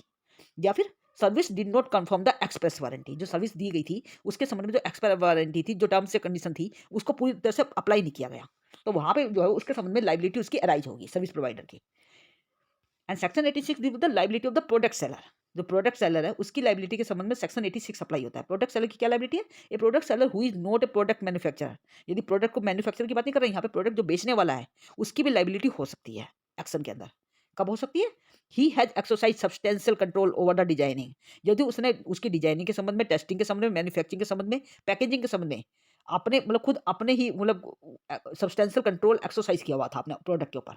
या फिर ही हैज अल्टर्ड और मॉडिफाइड द प्रोडक्ट, उसने जो प्रोडक्ट जो मैन्युफैक्चरर ने बनाया था उसके अंदर कुछ अपने आप ही अल्टर किया, मॉडिफिकेशन किया है, तब भी वो उसमें लाइबल होगा, उसकी लाइबिलिटी बन जाएगी। And he has made an express warranty, यदि उसने अपने आप ही कुछ उसके संबंधित एक्सप्रेस वारंटी दी है जो उस पर लागू नहीं हो रही थी, तो वहां पे भी उसकी लाइबिलिटी मानी जाएगी। And the product has been sold by him and the identity of the product manufacturer of the such product is not known, यदि उसको प्रोडक्ट की वारंटी के बारे में कुछ उनके बारे में कोई जानकारी नहीं, तो वो गलत उसको नोटिस देता है, गलत वारंटी देता है, तब भी वो कहीं ना कहीं लाइबल होगा। एंड ही रीजनेबल केयर, उसने यदि उसको असेंबल करने के संबंध में यदि नहीं बरती है, इंस्पेक्ट करने के संबंध में, मेंटेन करने के संबंध में यदि उसने प्रॉपर केयर नहीं बरती है, तब भी वो लाइबल होगा। तो these are the certain points जो कहीं ना कहीं उसकी लाइबिलिटी को भी बात कर रहे हैं, प्रोडक्ट सेलर की भी लाइबिलिटी इंपोज कर रहे हैं कि प्रोडक्ट मैन्युफैक्चर के अलावा प्रोडक्ट सेलर की भी लाइबिलिटी हो सकती है। इससे संबंधित प्रावधान मैंने आपको सेक्शन 86 के अंदर दिए गए हैं। और section 87 is dealing with the exception to product liability action. Product liability action कब नहीं लिया जा सकता, इसके संबंध में जो कुछ एक्सेप्शन दिए गए हैं, अपवाद दिए गए हैं, वो कब माने जाएंगे? A product liability action can not brought against the product seller, product seller के द्वारा के अगेंस्ट एक्शन नहीं लिया जा सकता। कब नहीं लिया जा सकता? If if the product was misused, Altered और मॉडिफाइड, यदि प्रोडक्ट जो था उसको मिसयूज किया गया, अल्टर्ड किया गया, मॉडिफाइड किया गया, any product liability action based on the failure of the two provide adequate warning. भाई जब उसने बेचा था प्रोडक्ट ने उसको एक एडिक्वेट वार्निंग दी थी, इंस्ट्रक्शन दी थी कि आपको इस तरह से इसको यूज करना है, उसने उसको नहीं उस तरह से यूज नहीं करना, चलिए कि वहां पे उसकी लाइबिलिटी नहीं बनेगी। And the product was purchased by the employer for the use of work place, उसने उसको वर्क प्लेस के लिए खरीदा था। And the product manufacturer has provided warning, उसने इसको वार्निंग दी थी कि भाई उसको कुछ इंस्ट्रक्शन उसको फॉलो करनी होगी, तो वहां पे उसने उसको इंस्ट्रक्शंस को फॉलो नहीं किया, तो वहां पे भी उसकी लाइबिलिटी नहीं बनेगी। And the product was sold as a component और material to be used to another product, भाई किसी अदर कोई प्रोडक्ट है उसके संबंध में उसको यूज करने के लिए कहा गया था और उसने उसके संबंध में उसे यूज नहीं किया, या फिर उसको इंस्ट्रक्शन जो दी गई थी प्रोडक्ट मैन्युफैक्चर के द्वारा उसने उसको कंपोनेंट्स जो भी उसके संबंध में बताए थे उसको फॉलो नहीं किया गया, तो वहाँ पे भी प्रोडक्ट सेलर की लायबिलिटी नहीं मानी जाएगी। और द प्रोडक्ट वाज वन, यहाँ पे जो प्रोडक्ट था वो एक तरह से इस तरह का प्रोडक्ट था कि which is legally meant for the used और डिस्पेंस्ड ऑफ बाय और under the supervision of the expert. ये कहा जा रहा था कि ये जो प्रोडक्ट है इसको एक्सपर्ट के सुपरविजन में ही इसको यूज करना है, और वहाँ पे एक्सपर्ट के सुपरविजन के बिना उस यदि उसको प्रोडक्ट को यूज किया जा रहा है वहाँ पे कोई नुकसान होगा तो नेचुरली की जो प्रोडक्ट सेलर है वो लाइबल नहीं होगा। And the complainant while using the product was under the influence of alcohol, यदि जो कंप्लेनेंट है जो शिकायत करता है उसने जो प्रोडक्ट को जब यूज करा तो वो कहीं ना कहीं अल्कोहल के इन्फ्लुएंस में था, उसने वो नशे में था या फिर उसने ड्रग्स वगैरह पी हुई थी नेचुरली, तो वहाँ पे जो मेडिकल प्रैक्टिशनर के द्वारा ये बात साबित हो जाए तो वहाँ पे भी वो उसको लाइबल नहीं ठहरा पाएगा, प्रोडक्ट सेलर को लाइबल नहीं ठहरा पाएगा। And the product manufacturer not be liable for the failure to instruct or warn about, वहाँ पे यदि डेंजर या वार्न के बारे में वहाँ पे पहले से इंस्ट्रक्शन दी गई है उसके संबंध में, तो वहाँ पे यदि उस इंस्ट्रक्शन को फॉलो नहीं किया गया तो naturally product seller will not be liable, वहाँ पे लाइबल नहीं होगा। And lastly I will discuss with the offences and the penalties. Penalty for non compliance of the direction of the central authority, central authority के द्वारा जो भी direction दिए गए थे यदि आप उसको नॉन कंप्लायंस करते हैं तो उसके संबंध में पेनल्टी से संबंधित प्रावधान रखे गए। Section 88 deals with it. Whoever fails to comply with the any direction made by the central authority, central authority के द्वारा कोई भी डायरेक्शन दिए गए यदि उसको प्रॉपर से फॉलो नहीं किया गया है तो वहां पे पनिशमेंट का प्रावधान रखा है, और कम से जो पनिशमेंट है उसके लिए कम से कम 6 महीने की सजा और 25 लाख रुपए तक का भी फाइन हो सकता है, और यहाँ पे दोनों का भी प्रावधान है। तो 6 महीने तक की सजा और 25 लाख रुपए फाइन का प्रावधान रखा गया है। Next is punishment for false and misleading advertisement, यदि कोई मिसलीडिंग या फॉल्स एडवर्टाइजमेंट दी गई तो उसके संबंध में जो पनिशमेंट है वो सेक्शन 89 के अंदर दिया गया है। ये कहा गया कि यदि कोई भी मैन्युफैक्चरर या सर्विस प्रोवाइडर कोई भी किसी भी प्रोडक्ट से संबंधित मिसलीडिंग एडवर्टाइजमेंट देता है जो कहीं ना कहीं कंज्यूमर के इंटरेस्ट को गलत तरीके से अफेक्ट करेंगे, तो ऐसी स्थिति में उसको कम 2 साल तक की सजा और 10 लाख रुपए तक का फाइन इंपोज किया जा सकता है। और इसके अलावा फॉर एनी सब्सिक्वेंट ऑफेंस, यदि वो ऑफेंस को नेक्स्ट भी कंटिन्यू रखता है उसको हिदायत देने के बावजूद भी, तो वहां पे जो सजा है वो 5 साल तक बढ़ सकती है और 50 लाख रुपए तक का फाइन इंपोज किया जा सकता है। And cognizance of the offense by the court, section 92 deals with the cognizance of the offense by the court. No cognizance shall be taken by competent authority court of any offense under section 88 or 89 except on A complaint file by the central authority. Central authority के द्वारा यदि complaint file नहीं की जाती तो वहां पे उसका कॉग्निजेंस नहीं लिया जाएगा किसी भी कोर्ट के द्वारा ऑफेंस से संबंधित। And section 96 deal with the compounding of the offences, वहां पे इस तरह के जो ऑफेंसेस उनको कंपाउंडिंग की कैटेगरी में लिया जाएगा। सेक्शन 96 इनके साथ डील करता है। Any offence punishable under section 89 8 और 89 के अंदर जो भी ऑफेंस की बात की गई है, यहाँ पे ये जो ऑफेंस है आइदर बिफोर और after the institution of the suit, prosecution के द्वारा जैसे वो प्रोसिक्यूशन स्टार्ट हो जाता है कंपाउंड, तो यहाँ पे इस तरह के जो ऑफेंस है वो कंपाउंड किए जा सकते हैं on payment of the prescribe amount, उसको कंपाउंडिंग का कहीं ना कहीं प्रावधान रखा गया है। No compounding of such offence shall be made without the leave of the court before such complaint has been file, इससे पहले कि कंप्लेंट फाइल हो उससे पहले भी उसको कंपाउंडिंग किया जा सकता है। हाँ वहाँ पे यदि कोर्ट की लीव मतलब वहाँ पे मंजूरी उसके लिए लेनी होगी, ये कहा जा रहा है, तो उसको कंपाउंड तभी किया जा सकता है। No compounding of such offence, इस तरह के ऑफेंसेस की कंपाउंडिंग तब तक नहीं की जाएगी जब तक कोर्ट के द्वारा कोई लीव ना ली जाए before the complaint has been filed, इससे पहले कि कंप्लेंट फाइल ना हो। And further such sum shall not in any case exceed the maximum amount of the fine, ये यहाँ पे जो अमाउंट जो फाइन है जो भी वहाँ पे पे किया जाएगा इसके संबंध में कंपाउंडिंग के संबंध में, वहाँ पे वो जो फाइन है उसकी मैक्सिमम अमाउंट से वो ज़्यादा वैल्यू नहीं बढ़नी चाहिए। And shall be may be imposed for the offense as so compounded, वो उससे ज़्यादा अमाउंट कंपाउंडेड के संबंध में उसका पे नहीं किया जाएगा। And the central authority or any officer as may be specially authorised by him in this behalf may compound offences, कोई भी सेंट्रल अथॉरिटी या इसके संबंध में कोई भी जो ऑफिसर अपॉइंट किया गया है वो इस ऑफेंसेस को कंपाउंड करवा सकता है, इसका निपटारा करवा सकता है। और इस तरह की जो मैंने बताया कि जो जैसे कि सबसेक्शन क्लोज 1 के अंदर दिया गया है, shall apply to any person known commits the same or similar offense within a period of 3 years from the date on which the first offense committed by was compounded, जहाँ पे पहला offence compound कर लिया गया भी naturally वहाँ पे तो आपस में इन्होंने आपस में मिलजुल के उसको सुलटा लिया। एनी सब्सिक्वेंट सेकंड और सब्सिक्वेंट ऑफेंस, यदि वहाँ पे सब्सिक्वेंट ऑफेंस भी दोबारा कमिट किया जाता है after the expiry of period of 3 year, 3 महीने की एक्सपायरी के बाद भी यदि ऐसा होता है, तो ऐसी स्थिति में वहाँ पे जो ऑफेंस है, प्रीवियसली जो कंपाउंडिंग ऑफेंस था, वहाँ पे उसको मतलब ये कंपाउंडिंग की कैटेगरी में नहीं समझा, shall be deemed to be first offence. वहाँ पे तो उसको फर्स्ट ऑफेंस की कैटेगरी की तरह समझा जाएगा। And where the offence has been compounded, no proceeding of further proceeding as the case may be taken against the offender. यदि नेचुरली की ऑफेंस को यदि कंपाउंड कर लिया गया, तो वहाँ पे उसकी जो प्रोसीडिंग उसकी चल रही थी, जो भी केस चल रहा था, उसको फिर उस ऑफेंडर के अगेंस्ट उसको इंस्टीट्यूट नहीं किया जाएगा, उसको नहीं माना जाएगा। And the acceptance of the sum money, जो भी कंपाउंड ऑफेंस को जब किया जा रहा है, तो वहाँ पे जो मनी की एक्सेप्टेंस की गई है, जैसे कि सेंट्रल गवर्नमेंट के द्वारा किया गया है, तो या किसी ऑफिसर के द्वारा जो सेंट्रल अथॉरिटी के द्वारा अपॉइंट किया गया, तो यदि उसके द्वारा कोई भी अमाउंट उसको डिसाइड किया गया है, तो empowering in this behalf shall be deemed to be amount to be an acquittal. वहाँ पे अमाउंट ऑफ अक्विटल समझा जाएगा within the meaning of CrPC. And the punishment for manufacturing for sale or storing, selling or distributing or importing the product containing adulterant, इस तरह का मतलब जो product है जो अडल्ट्रेंट टाइप का है, यदि उसको आप मतलब कहीं ना कहीं स्टोर करते हैं, सेल करते हैं या डिस्ट्रीब्यूट करते हैं, तो उसके संबंध में पनिशमेंट का प्रावधान रखा गया है। तो क्या बताए, वेयर बाय हिमसेल्फ और any other person on in this behalf manufacture और द सेलर और द स्टोर्स, मतलब वहाँ पे कोई मैन्युफैक्चर यदि किसी इस तरह का प्रोडक्ट को बेचता है, इंपोर्ट करता है, तो उसके संबंध में पनिशमेंट का प्रावधान रखा गया है। And if such act does not result in the injury of the consumer, यदि वहाँ पे उसको इंजरी नहीं पहुंचती है कंज्यूमर को विद, तो यदि तो वहाँ पे 6 महीने तक की सजा का प्रावधान रखा गया और 1 लाख रुपए तक का फाइन। यदि उसकी वजह से causing injury not amounting to grievous hurt, यदि इंजरी तो पहुंचती है परंतु वहाँ पे ग्रीवियस हर्ट नहीं पहुंची है, तो वहाँ पे सजा है 1 साल तक की और 3 लाख रुपए फाइन का। यदि वहाँ पे काजिंग इंजरी इंजरी पहुंचती है और ग्रीवियस हर्ट पहुंचती है, यदि वो ग्रीवियस हर्ट की हानि उसमें आती है, तो वहाँ पर कम आपको 7 साल तक की सजा और 5 लाख रुपए तक का फाइन हो सकता है। या फिर resulted in death of the consumer, यदि उसकी वजह से कंज्यूमर की डेथ ही हो जाती है, तो वहाँ पे जो सज़ा है, कम से कम 7 साल की और ज़्यादा से ज़्यादा लाइफ इम्प्रिजनमेंट तक की सज़ा भी हो सकती है और 10 लाख रुपए फाइन तक का हो सकता है। And the offence under the close, जहाँ पे सी डी के क्लोज के अंदर जो भी ऑफेंस है, ये shall be cognizable and non bailable. इस तरह के जो ऑफेंस होंगे नेचुरली कि वो कॉग्निजेबल भी होंगे, नॉन बेलेबल भी होंगे, जो सी और डी की कैटेगरी में शामिल होंगे। नेचुरली मैंने कहा बताया, जहाँ पे ग्रीवियस हर्ट पहुंच रही है या फिर कंज्यूमर की डेथ हो गई है, नेचुरल की वहाँ पे सज़ा क्योंकि 7 साल और लाइफ इम्प्रिजनमेंट तक की सज़ा तक है, तो वो इस तरह के जो ऑफेंस हो गए वो कोग्निजेबल नॉन बेलेबल की कैटेगरी में शामिल हो जाएंगे। हाँ जी, इसके अलावा जो अडल्ट्रेंट, जैसे मैंने आपसे वर्ड बोला था, यहाँ पे जो अडल्ट्रेंट का मतलब क्या होगा, materially includes extraneous matter which is employed और used for making product unsafe. यहाँ पे कोई ऐसा प्रोडक्ट को जो अनसेफ बनाने के पर्पज से बनाया गया है, यूज किया गया है, तो वो अडल्ट्रेंट माना जाएगा। या फिर ग्रीवियस हर्ट, आप जैसे कि आप जानते हैं कि सेक्शन 320 ऑफ द आईपीसी के अंदर ग्रीवियस हर्ट के अंदर कुछ मतलब हर्ट बताई गई है, 8 तरह की हर्ट बताई गई, तो वो यहाँ पे ग्रीवियस हर्ट की कैटेगरी में शामिल होगी यदि उनमें से कोई हर्ट पहुंचाई जाती है। तो if we talk about the punishment for manufacturing or selling of the storing or selling of the distribution of the मतलब इंजीरियस गुड्स, यदि कोई इस तरह के गुड्स जो है, स्पूरियस गुड्स जो है, वो उनको इंपोर्ट किया जा रहा है, सेल किया जा रहा है, स्टोर किया जा रहा है, सेल किया जा रहा है, तो उसके संबंध में पनिशमेंट का प्रावधान भी रखा गया है।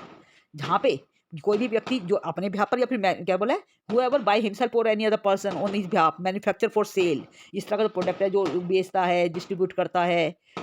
जो स्पूरियस टाइप का गुड्स है, तो उसके संबंध में पनिशमेंट किया जा सकता है। कब किया जा सकता है, इफ द सच एक्ट का इंजरी, यदि उस एक्ट की वजह से जो प्रोडक्ट है, यदि वो स्पूरियस गुड्स है और उसकी वजह से किसी व्यक्ति को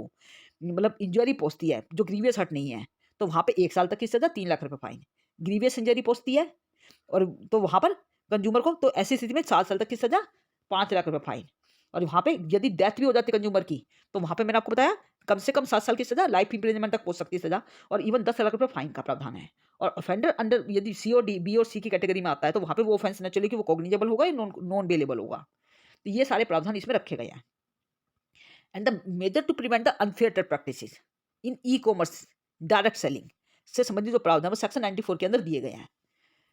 यहाँ पे अनफेयर ट्रेड प्रैक्टिसेस को प्रिवेंट करने के संबंध में कुछ मेजर्स बताए गए हैं जो जो सेंट्रल गवर्नमेंट के द्वारा प्रेस्क्राइब किए जाते हैं। यदि उन मेजर्स को अप्लाई नहीं किया जा रहा है, तो central government may take certain measures to be prescribe manner for the purpose of preventing the unfair trade practices in e commerce. यदि ई कॉमर्स इकोनॉमिक जो कॉमर्स के द्वारा, जो इलेक्ट्रॉनिक कॉमर्स के द्वारा जो भी प्रैक्टिस की जा रही है, उसके द्वारा जो भी मेजर्स सेंट्रल गवर्नमेंट के द्वारा प्रेस्क्राइब किए जाते हैं डायरेक्ट सेलिंग के लिए,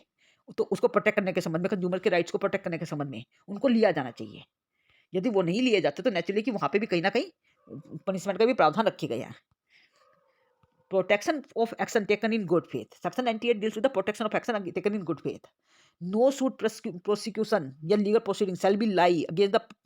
प्रेसिडेंट और द मेंबर, किसी प्रेसिडेंट या मेंबर के द्वारा अगेंस्ट कोई भी सूट या प्रोसिक्यूशन या लीगल प्रोसीडिंग लाई नहीं करेगी। कब लाई नहीं करेगी? किसके लाई? स्टेट कमीशन का यदि वो है, सेंट्रल कमीशन से संबंधित है या फिर नेशनल कमीशन से संबंधित है, या the chief commissioner, the commissioner और एनी ऑफिसर और एम्प्लॉई और any other person performing the duty, जो इस एक्ट के तहत यदि कोई ड्यूटी परफॉर्म कर रहा है इस तरह की, तो ऐसी स्थिति में यदि वो गुड फेथ में अपना कार्य करता है तो उसके खिलाफ कोई एक्शन लाई नहीं करेगा। An act not in derogation of any other law, यदि किसी भी कानून को यदि वो उल्लंघन नहीं करते नेचुरली, तो उसके खिलाफ कोई एक्शन नहीं लिया जाएगा। सेक्शन 100 ये कह रहा है। And the provisions of the consumer protection act 2019 shall be in addition to and not in derogation of the provisions of the other laws for the time being in force। तो बाकी जो act के provisions है उनको भी इसमें ध्यान रखा जाएगा। तो this was all about the consumer protection act. ये मैंने आपको पूरा का पूरा कंज्यूमर प्रोटेक्शन एक्ट जो 2019 का है वो आपको बताया है। If you have any doubt then you must put down in the comment section and don't forget to like share and subscribe this channel for the further update. Thank you.